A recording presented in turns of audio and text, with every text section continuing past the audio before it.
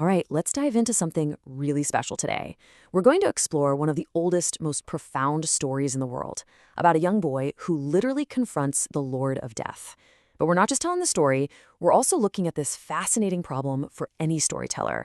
How does the art you use to tell a tale completely change the way we experience it? So this is it. This is the big one. This is the question that a young boy named Nachiketa asks. And get this, he's not asking a philosopher or a teacher. He's asking Yama, the Lord of Death, to his face. I mean, talk about high stakes. It's a question that has echoed through the ages, and it's the core of the journey we're about to take. So to really get into this, let's imagine we're adapting this myth into a comic book. What would it look like? Well, you could go with a classic style, kind of like a Nachiketa, which gives it this really respectful, almost historical feel. Or you could go full modern webtoon or anime, with dynamic action and magical effects making it super exciting. Or what about something really artistic, like a Modabody or shadow puppet style? That would feel like an ancient legend literally coming to life. Every single choice creates a totally different vibe. Here's how we'll break it down.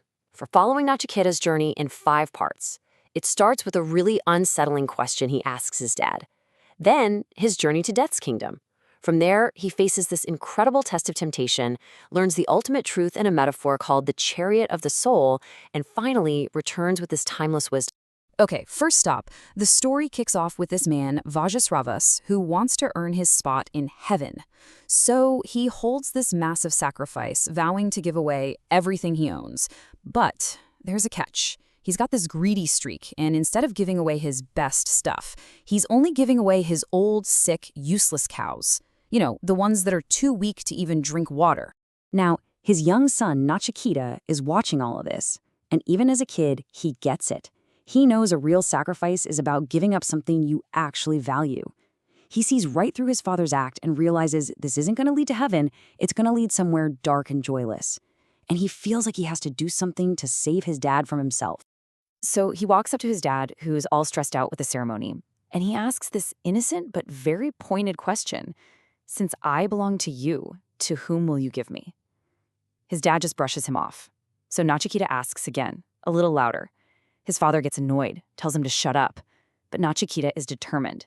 He stands right in his father's path and asks that same question one more time. And that third time, that's what does it. Something just snaps inside Vajrasravas. All the pressure, the guilt over his fake sacrifice, his son's persistence, it all just boils over. He whirls around, points a finger at his own son, and screams, "I give you to death." And just like that, the words are out there. In the middle of a sacred ritual, a promise made in anger is still a promise. It can't be unsaid. It can't be taken back. Okay, let's pause right here. Think about this moment. It is huge. It's dramatic, it's terrible, it's pivotal. If you're the artist, how do you even begin to draw that? The father's explosive anger, the son's quiet shock. The art style you choose right here defines everything. Let's think about our options. The classic Amar Chitrakata style would show you raw, realistic human anger. It would feel grounded and historical. A webtoon style? Oh, that would go big. Dynamic camera angles, maybe a flare of magical fire erupting behind the father to show his fury. But the Madhubani style could be the most interesting. It wouldn't even try to be realistic.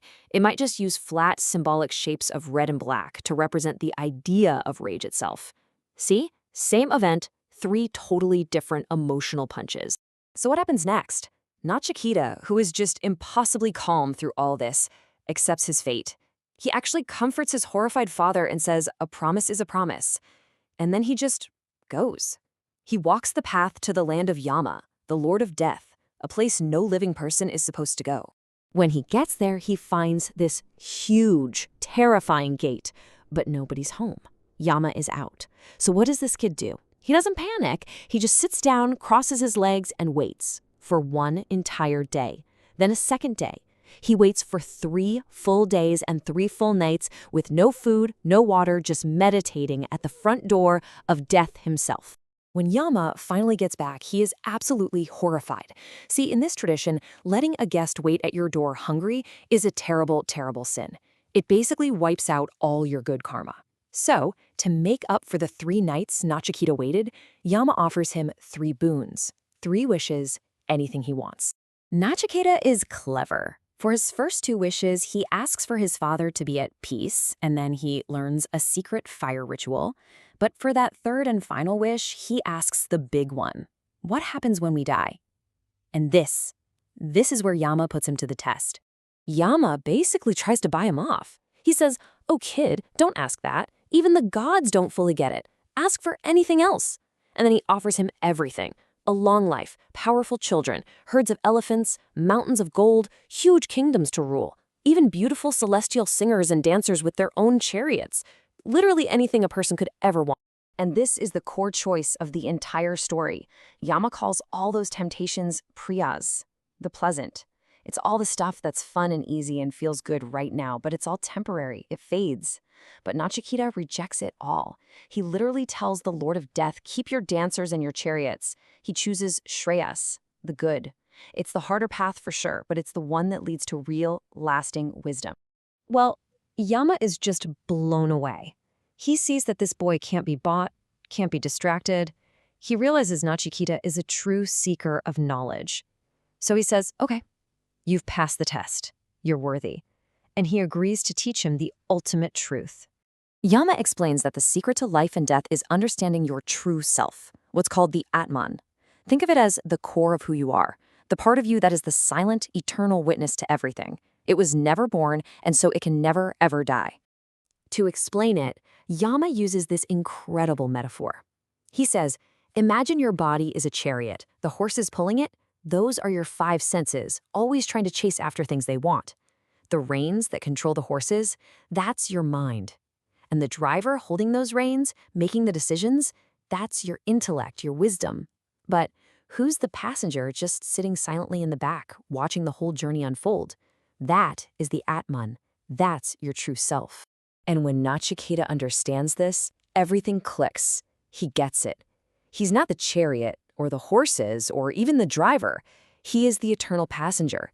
He's learned the supreme secret. And just like that, he is free from the fear of death. Because he knows that the real him can't die. And with that knowledge, Yama lets him go. Nachiketa walks back to the world of the living. His father, who has been consumed by grief, sees him return and just embraces him with his overwhelming love and relief. The boy who walked into Death's kingdom didn't come back with gold or power. He came back with the secret of immortality for everyone. You know, the wisdom in this story is absolutely timeless, but it really makes you think. If the first time you heard this story, it was drawn with the magical energy of an anime, or the serious weight of a historical comic, or the beautiful symbolism of folk art, how would that have changed what it meant to you? The story is eternal, but the storyteller's art can change everything about how we feel it.